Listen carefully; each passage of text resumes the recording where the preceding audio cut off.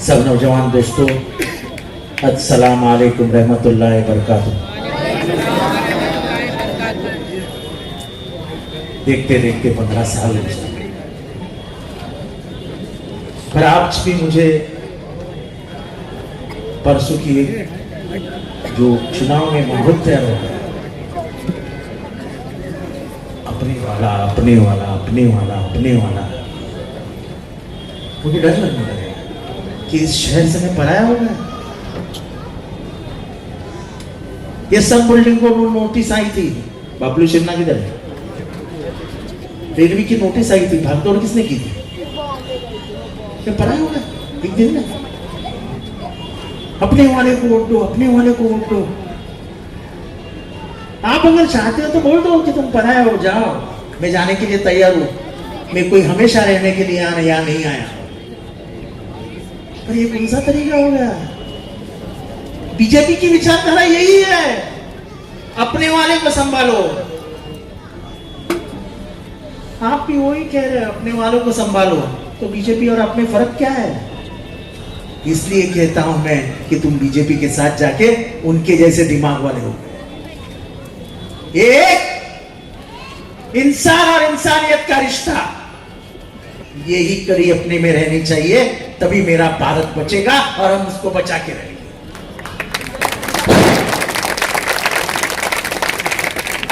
तुमको याद है, मैं अभी आते आते सोच रहा था, गुड्डू जरा ढूंढ लेना, वो फोटो आएगा, एक वीडियो आएगा कि एक स्टेज पर किसी मुसलमानों ने मोदी साहब को टोपी दी थी पहनने को लिए। याद है? याद है? याद है? उसने वो टोपी ऐसे वापस कर दी थी। मोदी जी को पूछा गया था कि गुजरात के दंगों में मुसलमान मारे गए तो आपको क्या लगता है? तो बोले, कुत्ता भी गाड़ी के नीचे आ जाता है तो थोड़ा दर्द तो होता ही, कुत्ता।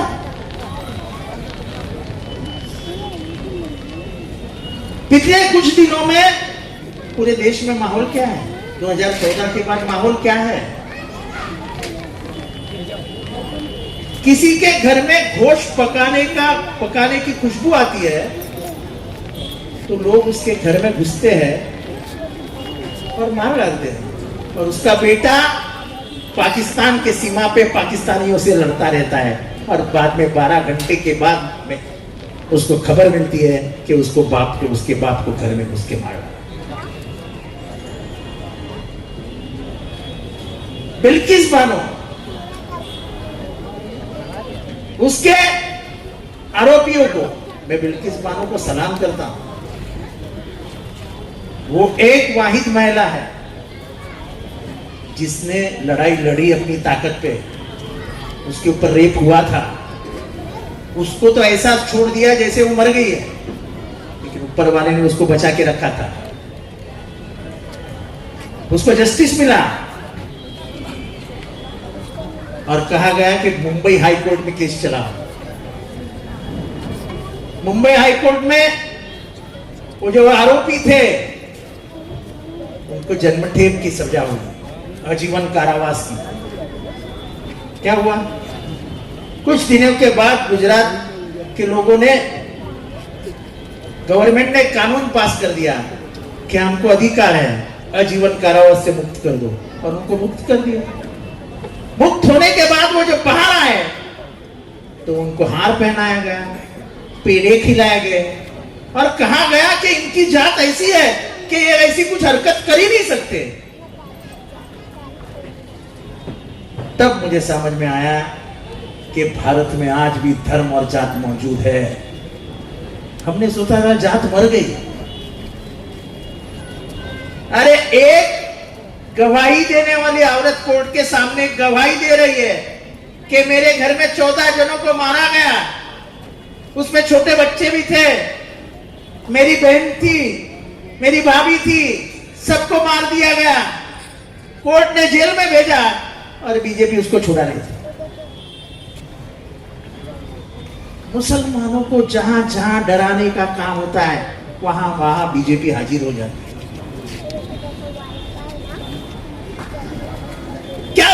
मोदी साहब लोकसभा में भाषण में, ज्यादा बच्चे पैदा करने वाली कौन, ये कोई बोलने का तरीका है? मुझे मालूम है आजकल 2 और 3 के ऊपर कोई जाता ही नहीं है, वो जमाना अलग था। मोदी साहब को भी तो 8 भाई है, बात ही अलग थी। अब सबको मालूम है इस महंगाई के जमाने में हम कैसे घर चलाएं। और महंगाई उसका तो हाल ही मत पूछो। तेल का भाव क्या है? अरे लहसुन का भाव 400 रुपए किलो है। का? कितना? 400 रुपया किलो? अरे बाप रे, वो क्या है आप समझते नहीं है। इस देश में जैन लोग बहुत होने लगे हैं, तो लहसुन खाते ही नहीं है, और भाव कम ज्यादा करने वाले तो अडानी अंबानी है। ये देश अडानी अंबानी का है, तुम्हारा मेरा नहीं रहा है। अभी ये देश पूंजीपतियों के हाथ में चला गया है मेरे भाई। 3-3 हजार करोड़ रुपए का कोकेन उतरता है, कोई कुछ नहीं बोलता है, कोई कुछ नहीं बोलता है। ये महंगाई जो मेरी मां बहनों को मार रही है। दिवाली में हिंदू औरतें जो 1 किलो चिवड़ा बनाती थी, 1 किलो चकली बनाती थी, चकली मुझे समझता ना, 1 किलो सेव बनाती थी, 1.5 किलो बनाने लगी, पर उठता ही नहीं है। दाल महंगी, बेसन महंगा, तेल महंगा, हल्दी महंगी हो गई है। जो सेव एक 400 रुपए में 1 किलो बनती थी, अब वो 1300 रुपया लेती है। 1300 रुपया कहां से बढ़ेगा? और ऊपर से यह है हमारी हिंदू मुसलमानों को तो ऐसा भड़काया जा रहा है कि जैसे ये देश में बाकी कुछ रहा ही नहीं है। बेरोजगारी खत्म हो गई, बच्चे एकदम चैन से जी रहे हैं, एजुकेशन बहुत तेजी से बढ़ रहा है। ऐसे हालात दिखाए जाते हैं कि सब एकदम मस्त है। कितने बच्चों को नौकरियां मिलती है? मोदी जी ने कहा था कि 2 करोड़ नौकरियां दूंगा, कहा था कि नहीं कहा था? हमारे शिंदे साहब ने कहा था कि 1000 नौकरियां दूंगा। वादे तोड़ने के लिए नहीं किए जाते हैं, वादों को निभाना चाहिए। मैंने 2009 का एक सपना दिया था आपको, सोच बदलो गुमराह बदलेगा। आप बताओ हाथ उठा करके कि गुमराह बदला कि नहीं बदला? आपको हाथ नहीं है तो उठाओ ना जरा। मेरी नजर बहुत तेज है, मैं झट से पकड़ लेता हूं। आज कभी आपने सोचा था कि रेती बंदर का रास्ता इतना अच्छा बनेगा? आपने कभी सोचा था कि अपने शहर के बाजू में इतनी सुंदर चौपाटी आएगी जहां मेहमानों को चलाने लेके जाएंगे? आपने कभी सोचा था? सब आ गए। आपने कभी सोचा था कि स्टेशन इतना खूबसूरत बनेगा, हमारे सब रास्ते कंक्रीट के बन जाएंगे, मित्तल रोड बनेगा? सोचा था?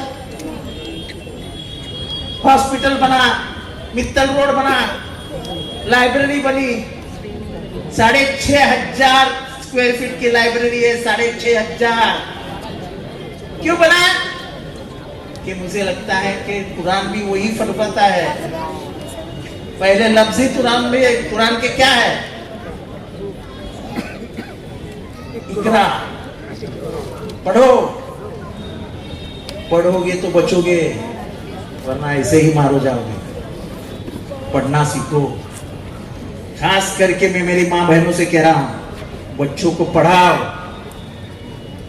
बच्चा अगर डरता है दुनिया में किसी से तो सिर्फ मां की आंखों से डरता है, नहीं तो किसी के बाप से नहीं डरता। मैं मेरे मेरे मेरे तजुर्बे से कह रहा हूं। मैं मेरे मां से इतना डरता था, इतना डरता था कि मेरी मां जब मैं घर पहुंचता था तो मेरे हाथ में तो चाबी नहीं देती, बोलती तू जब भी आएगा दरवाजा खोलना, मैं दरवाजा खोलूं, तेरे हाथ में चाबी नहीं दूंगी। मैं जब भी घर पहुंचता था ऐसा खींच लेती थी। अगर उसको सिगरेट का बास आया तो पूछती थी किधर कुटे बस नाला रे, तो दारू पीने की कोई हिम्मत ही नहीं थी मेरी। माँ को ऐसा रहना चाहिए। मैं कमाता था अच्छा, 30 रुपया देती थी खर्चा करने को, 30 रुपया मेरा पूरा पगार आते ही निकाल लेती थी, पैसा नहीं रहा। पर उन आदतों से निकला क्या, तो मुझे अभी चलो जवानी चली गई, अब इधर की तरफ आ गए, लेकिन माँ जब तक जिंदा थी उसके बाद कई साल माँ की आंख दिखती थी। मेरे नाके पे खड़े होने वाले लड़के क्या कहते थे मालूम, 10 बजे के बाद, अब इसको दिखेगा माँ जाड़ी होती हुई है, यानी माँ चिड़के इसकी जाड़ी हो जाती है ऐसे, हम मेरी पिंगल। पर तुमको मैं कहता हूं, ये बच्चे जो मारे जाते हैं ना मोटरसाइकिल पे, इसके लिए जिम्मेदार तुम हो, किसी को दोष मत देना। नहीं, बच्चा 19 साल का हो गया है, अब उसे बाइक मिलनी चाहिए, बाप बेचारा सुनता दे देता है, फिर बच्चा 11 बजे घर से निकलता है, जाता है अंदर, माँ रोती बैठती है, जिम्मेदार कौन? ये पॉलिटिकल भाषण नहीं है मेरा, ये प्यार है मेरा, प्यार। आप उसको रोको। मैं ऐसे कई वारदात बताऊंगा जिसमें मैंने देखा है मां शर्म के मारे, एक बच्चा पकड़ा गया, चलो पॉलिटिकल भाषण होता रहेगा यार, एक बच्चा पकड़ा गया, थाना क्राइम में पकड़ा, उसके माँ बाप का फोन आया, अरे हमारे लड़के को ऐसा ही पकड़ा है यार, हमारा लड़का बहुत अच्छा है, ये है वो है। मैं गया थाना क्राइम में, इंस्पेक्टर अपना दोस्त ही रहता है, गया बेटा चाय भी पिया, बोले बच्चे को क्यों लाया यार, इतना अच्छा लड़का है, पढ़ता है, ये करता है, वो करता है। पहले उसकी मार हो रही है यार, तो माँ को बुलाओ, माँ को बुलाया, माँ ने बड़ी ताकत से कहा कि मेरा ये बच्चा कुछ कर ही नहीं सकता है, आप खामोखा उस पर परेशान कर रहे हो। वो इंस्पेक्टर हंस दिया और उसने पीछे देखा और बच्चे को बोला माँ को सच बता दे बेटा। तो उसने माँ को बोला कि मैं रात को अंधेरे में गाड़ियां लूटता था, मोबाइल चोरता था, मेरे पास 10 मोबाइल है, वो पुलिस ने पकड़ लिया। वो माँ चक्कर आके गिर गई जगह पे, दूसरे के ऊपर उंगली मत उठाओ, अपना घर खुद संभालो। मैं समझता हूं कि आज के इस हालात में थक के हम सो जाते हैं, लेकिन बच्चे जब तक सोते नहीं हैं जागते हैं। ये मेरा तजुर्बा है क्योंकि मैं वैसा ही बड़ा हुआ हूं। अभी पॉलिटिकल लाइन पे आते हैं, थोड़ा सा मैं इस मामले में बहुत सेंसिटिव हूं, क्योंकि बुमराह के हालात कब बदल जाएंगे मुझे मालूम नहीं, लेकिन हालात अब अपने हाथ में है। रास्ते अच्छे हो गए, हॉस्पिटल आ गया, ये आ गया, बुमराह बदल गया। जो बुमराह में एक कैनरा बैंक थी इधर, बराबर है बबलो, ये सामने ना, आज कितनी बैंक है? ये नौजवान बच्चों को मालूम नहीं है कि मुंब्रा में क्रेडिट कार्ड नहीं मिलता था, मालूम है? मुंब्रा में लोन्स नहीं मिलते थे, मालूम है?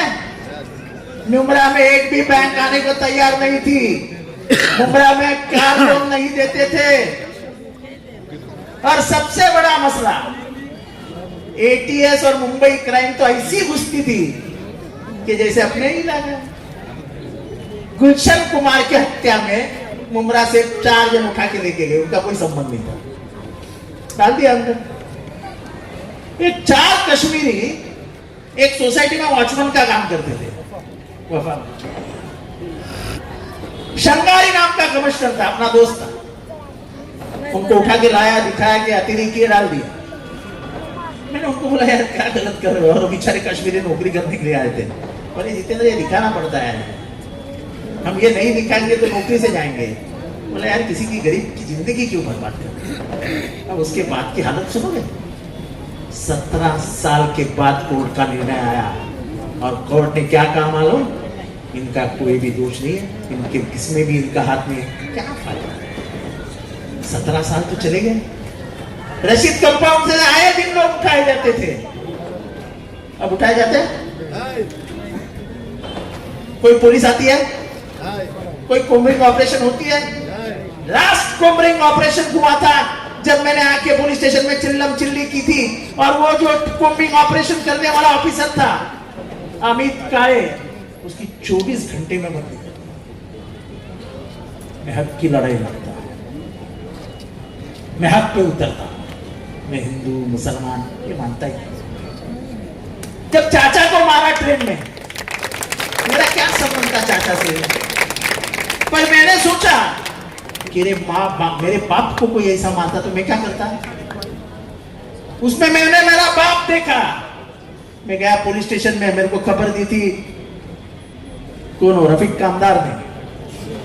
पुलिस स्टेशन में जाके मैंने हंगामा किया, तब जाके पुलिस ने कहा कि हम कलम बढ़ा देंगे। दूसरे दिन कलम बढ़ गए, आज भी वो बच्चे जेल में हैं,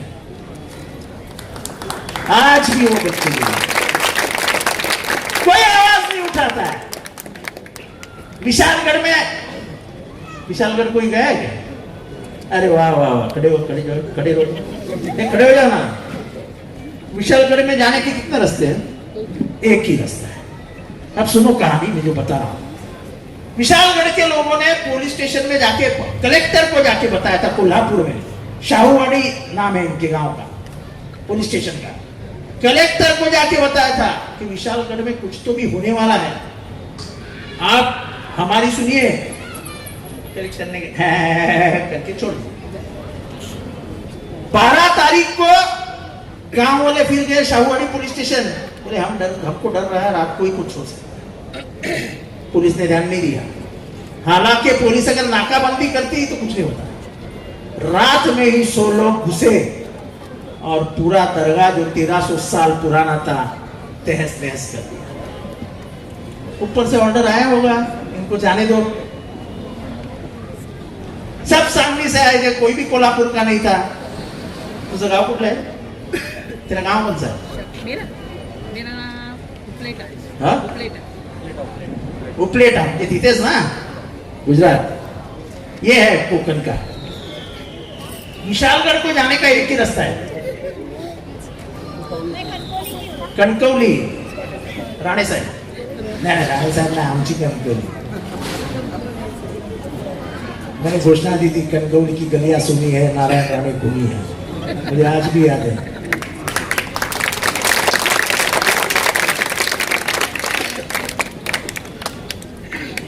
एक ही रास्ता है, नाकाबंदी कर देते तो कोई ऊपर नहीं जाता था, लेकिन करनी ही नहीं थी। उधर से उतर के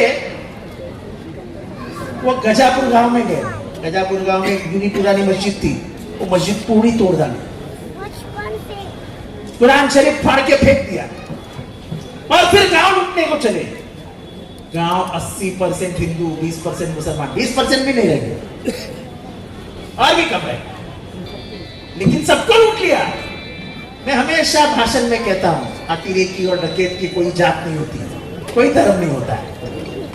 सब हिंदू मुसलमान जंगल में भाग गए उनके डर के मारे।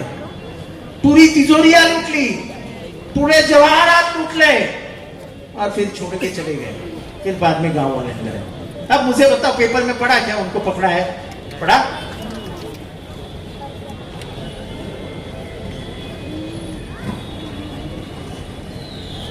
नबी के बारे में बेहरमती जो हुई, उसको करने वाले को कहा गया कि तुम्हारे बाल को भी हाथ नहीं लगाने देंगे। अरे भाई, सुप्रीम कोर्ट कहता है कि जो भी धर्म के बारे में बोलेगा और किसी के दिल को ठेस पहुंचेगी तो उसको तुरंत अरेस्ट करो।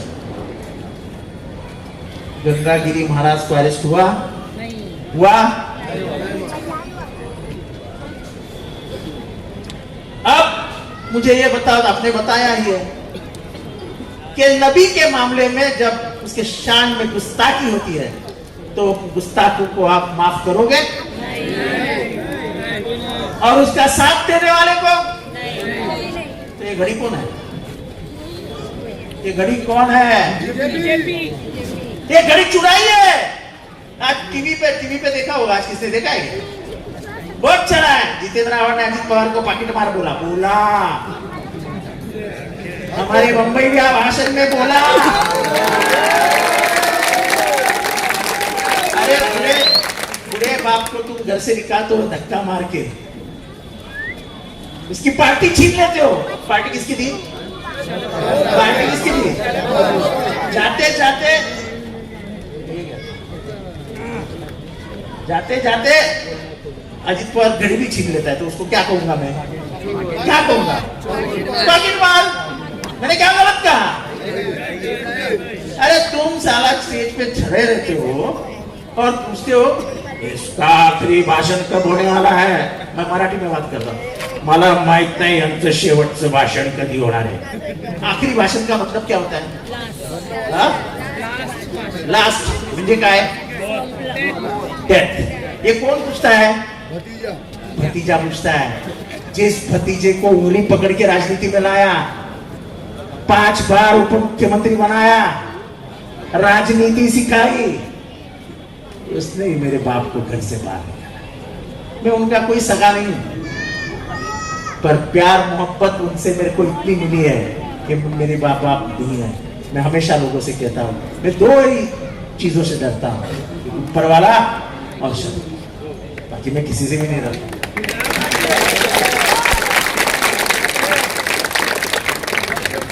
अरे जिस आदमी ने घर बनाया उसका घर तोड़ दिया तुमने, पैसे की ताकत से। आज उसको बेघर बना दिया। मर दो मार। लोकसभा में नई निशानी आई तुतारी, लोगों को डर था पहुंचेगा कि नहीं पहुंचेगा। आज भी हमारे यहां लोग डरते हैं, तुम्हारी निशानी पहुंची क्या? तुम्हारी निशानी पहुंची क्या? मैं वाकया बताता हूं। शरद पवार ने मेहनत करके फिर से तुतारी महाराष्ट्र में लेके गए और 10 सीटों में से 8 सीटें शरद पवार ने जीत के लाई। अजित पवार को कुछ मिला लोकसभा में? लोकसभा में महाराष्ट्र ने जो रोल किया है, 31 सीट जिताई है। हमारे अखिलेश यादव ने उत्तर प्रदेश में कमाल दिखाया है। इसलिए 400 पार की भाषा करने वाली बीजेपी 240 पे आ गई। 56 इंच की सीधी छाती, क्या सीना, अब 23 इंच का लगने लगा है। अब उनकी भाषा देखो लोकसभा में कैसी डरी डरी होती, नहीं तो पैसे लोकसभा में बात करते थे। अवकाफ की जमीन है, वक्त, आपको मालूम है क्या? पहली बार महाराष्ट्र में निर्णय हुआ कि 7/12 पे अगर वक्त की प्रॉपर्टी है तो उसके 7/12 में वक्त लिख दो। ये करने वाला कौन था मालूम है? ये मैंने करवाया था, मैं माइनॉरिटी मिनिस्टर था। कि वक्त की प्रॉपर्टी अगर वक्त की है और इस्लाम को मिलनी चाहिए तो किसी का बाप उसको खाना नहीं मांगता है। इसलिए मैंने पहली बार वो कानून लगाया, वो सुप्रीम कोर्ट में कहा और सुप्रीम कोर्ट ने कंफर्म कर दिया कि ये बराबर है, वक्फ की प्रॉपर्टी रहेगी तो उसको कोई भी हाथ नहीं लगा सकता। अभी उसमें मसला अटक गया है। हमारे अंबानी साहब का घर किस पे है मालूम है? मालूम है? वक्फ की जमीन तो छोड़ो, उसका रिजर्वेशन था यतीम खाने का। यतीम खाने को ऐसा है, कुछ गद्दार हमारे में नहीं। लेकिन अभी उन्होंने कहा है कलेक्टर के हाथ में दे देंगे। यानी तुमको अगर हॉस्पिटल बनाना है, तुमको अगर कब्रिस्तान बनाना है, तुमको अगर मदरसा बनाना है, तुमको अगर मस्जिद बनानी है, तुमको अगर कॉलेज बनाना है, तो घुटने पे रेंगते रेंगते हुए जाओ कलेक्टर के पास और बोलो जमीन दे दो, जमीन दे दो। औकाफ की जमीन देने का अधिकार वक्फ बोर्ड को था, अब वो कलेक्टर के पास जाओ। कलेक्टर तो मुख्यमंत्री का गुलाम होता है, अच्छी जमीनें आएंगे बोल देगा मेरे आदमी को दे दो। और मैं जानता हूं औरंगाबाद, जालना, परभणी, नांदेड़, इस इलाके में इतनी बेहतरीन जमीनें वक्फ के पास है कि इसकी कीमत गिनो तो कई करोड़ों में है, लाखों करोड़। आपको मालूम है दिल्ली में मकबरे हैं और उसके बाजू में बहुत बड़ी जगह है। अब दिल्ली का भाव, अब वो आजाद हो गई जमीनें, अब वो वक्त ही नहीं रहेंगी, आ जाएंगे बंगले अमरों के, अडानी अंबानी ये वो। हम गरीब का घर भी नहीं बन सकता है, उधर उनके बंगले बन जाएंगे क्योंकि जमीनें सरकार के हाथ में चली गई है। तो ये हालात बदल रहे हैं, ये हालात के बारे में सोचो वरना पछताओगे।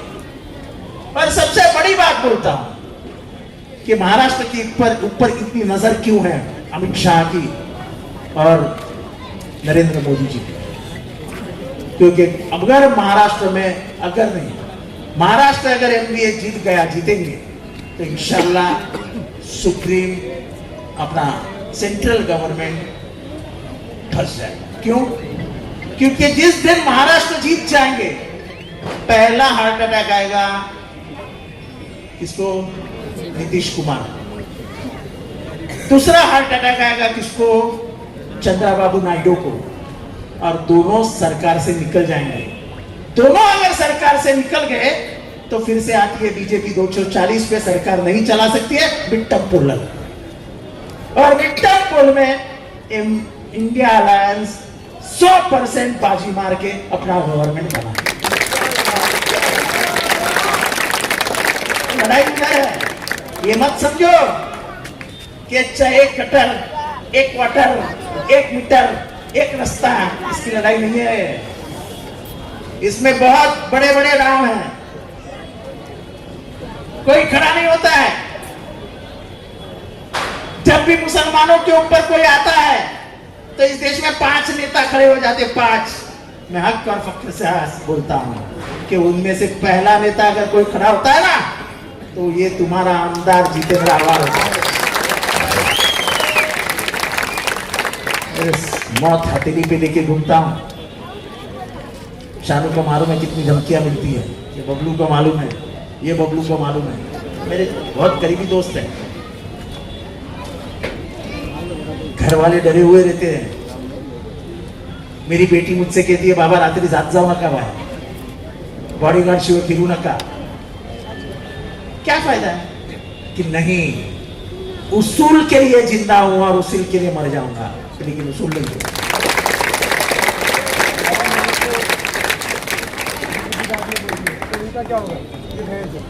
नवाब मलिक को क्या किया? मैं इनके बारे में तो बोलना ही नहीं चाहता, ये बहुत बागर बिल्ले बहुत छोटे, इनके बारे में नहीं बोलूंगा। मेरे मुंह से नाम भी नहीं सुनोगे। इलेक्शन खत्म भी हो जाएगा उसके बाद भी मैं कभी नाम नहीं लूंगा। इसके बाद मेरे उठते बैठते जिस आदमी का जबान पे नाम था उसका नाम जबान से निकालना बहुत आसान है, ये मैं आप समझ गया। एक ही नाम मेरे जबान से आज भी नहीं जाता है, वो है मेरे माँ। मुझे माँ की याद आई तो आज भी दर्द होता है। बाकी सब मैं समझ चुका हूँ, कोई रिश्ता। वो गाना है ना, दे जाते भगवान को देकर धोखा, इंसान को क्या छोड़ेंगे, नाते हैं नातों का क्या। ये दुनिया में यही सच है, मैंने नजदीक से। तो भाइयों और बहनों, मेरे बुजुर्गों, ये देश बचाओ। ये देश बड़ी मेहनत से तुम्हारे हाथ में दिया गया है। डॉक्टर बाबा साहब अम्बेडकर ने संविधान लिखा, इसलिए तुम और मैं एक हो। बाबा साहब अम्बेडकर ने अदानी को 1 वोट का अधिकार दिया और तुम्हें भी चाचा 1 वोट का अधिकार दिया। इसको भी 1 वोट का, इसको भी 1 वोट का और मेरे को भी 1 वोट का। ये वोट तुमको क्यों दिया? और उन्होंने कहा है कि अपना वोट मत बेचना, मैं तुम्हारे में हाथ में एक हथियार दे रहा हूं। जब भी तुमको लगे कि गवर्नमेंट गलत कर रही है, जो चुनाव आएगा उसमें वोट डाल के गवर्नमेंट को उठा के फेंक दो। जालिम और जुल्म जो जालिम जुल्म करता है, नबी ने कहा है उसको हटा दो। कहा है कि नहीं कहा है? जुल्म हो रहा है कि नहीं हो रहा है? जालिम खुदा दिख रहा है कि नहीं दिख रहा है? तो आपके पास तलवार नहीं है, मशीन गन नहीं है, रिवॉल्वर नहीं है, आपके पास एक ही हथियार है जो बाबा साहब अम्बेडकर ने दिया है, वो है वोट। ऐसे वोट बरसाओ कि बीजेपी बह जाएगी। और उनके जो दोस्त यार घूम रहे हैं ना, बीजेपी ने जिनको आगे बढ़ाया है, उनको सब मालूम है कि हम क्या कर रहे हैं, लेकिन वो मुसलमानों को पागल समझते हैं कि मुसलमानों को कुछ नहीं समझेगा। मुसलमान बहुत होशियार हो चुका है इस देश का, ये लोकसभा ने दिखा दिया। यह देश का अमन पसंद हिंदू, यह देश का अमन पसंद मुसलमान अब इनके घेरे में नहीं आएंगे। वो मांगता है उतना मुसलमानों को गाली देना है। आप अपना दिमाग मत खराब करो। वो चाहते हैं कि तुम्हारा दिमाग खराब हो जाए और दंगे हो जाए, मत दंगे करो। फिर से एक बार आप महाराष्ट्र में देखोगे, जो लोकसभा में हुआ वही विधानसभा में होगा और इंडिया अलायंस की सरकार आके बैठेगी। और हक से आपको बोलता हूं, इंडिया अलायंस की सरकार आई तो ये तुम्हारा अपना, जिसको तुम पराया नहीं मानते हो, वो तुमको मंत्रिमंडल में मंत्री बना हुआ दिखाई दे। पहले 5 में तो मैं गणतंत्र में विश्वास रखता हूं। इस देश के कॉन्स्टिट्यूशन पे मेरा पूरा भरोसा है और मैं अम्बेडकर का भक्त हूं। मैं डॉक्टर बाबा साहब अम्बेडकर का भक्त हूं। अब ये लोग कुछ भी चलाते हैं, पानी कम है, ये कम है, वो कम है। बोला पानी कम है तो जरा बताओ ना, पानी क्यों कम है? पानी क्यों कम है पूछो तो। पानी कम है, किधर कम है? नहीं, इधर कम हुआ था ना, बीच में हुआ था। जब मैंने माँ बहन के ऊपर से गाली दी साउंड के को, तब जाके पानी आया। वॉलमन को इन्होंने डोज दे के रखा था, मुमरा का पानी कम कर दो। मैंने वॉलमन को बुला के बोला 20 दिन उनको सुनो, 5 साल तुमको सुनाऊंगा। अफसर को कहा कि मेरे यहां अगर पानी का कुछ लोचा हो गया तो तू तो मर गया। तब जाके पानी आया। ये राजनीति थाना में बहुत सालों से चालू है। वॉलमन हाथ में रखो, चुनाव आया, खेल खेलो। अब मीटिंग समझो रही तो ये क्या करते हैं, 4 बजे पानी आता है तो 4 बजे पानी बंद कर देते हैं और बोले नीचे उतरो, मीटिंग हो जाएगी, घर जाओगे पानी शुरू हो जाएगा। बेचारे गरीब लोग होते उतरते हैं, आमची मीटिंग मोटी डाली। ये मीटिंग कहते हैं, ये मीटिंग, और ये कहते हैं प्यार। बजे कितने हैं? भूख लगी है ना, इनको तो नींद ही आ रही है।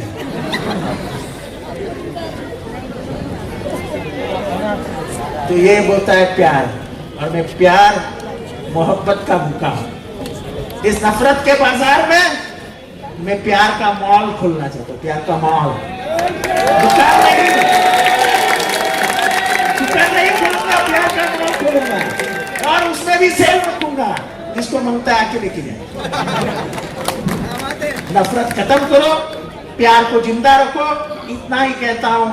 और आपके हक की आवाज उठाने के लिए फिर से मुझे विधानसभा भेजो, इतना ही कहकर आपसे अलविदा कहता हूं। खुदा हाफिज।